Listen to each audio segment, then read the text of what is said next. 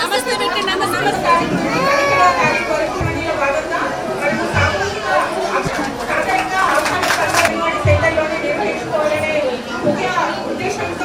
Activities కావచ్చు, వాళ్ళ mind school development కావచ్చు, అవన్నీ కూడా అంగన్వాడీ టీచర్స్ పర్యవేక్షిస్తారు.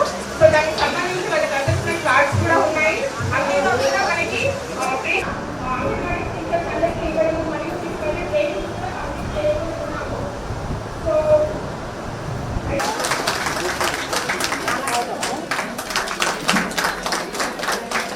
అదేవిధంగా మన సెంటర్లన్నీ కూడా అంగన్వాడీ టీచర్స్ కూడా చాలా యాక్టివ్గా ప్రిపేర్ చేశాము.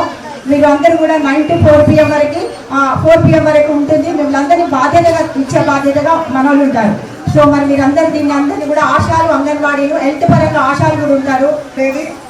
బిడ్డ కడుపులో పడిన దగ్గర నుండి తాను లేచి తానంతటా తాను స్కూల్కి వెళ్ళేంత వరకు వెంటుండేది మన అంగన్వాడీ. ఎప్పుడైతే ఒక ఉమెన్ కన్సీవ్ అవుతుందో అప్పటి నుంచి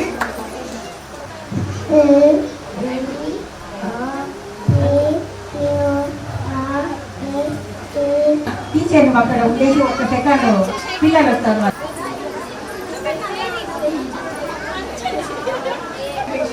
ఎందుకంటే ఇక్కడ నేను చూస్తున్నప్పుడు కూడా అంగన్వాడీ టీచర్స్ చాలా సెల్ఫ్ ఇంట్రెస్ట్ లో చాలా యాక్టివ్ గా పనిచేస్తారు. అంతేనా?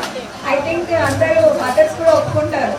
నేను ఇద్దరు పిల్లలకి మదర్ కాబట్టి ఒక బేబీని ఎంగేజ్ చేయడానికి ఎంత కష్టపడతామో నాకు తెలుసు, పర్సనలీ నాకు తెలుసు, అంతే కదా. కానీ వీళ్ళు ఒక 10-15 మందిని చాలా ఈజీగా మేనేజ్ చేసేస్తారు.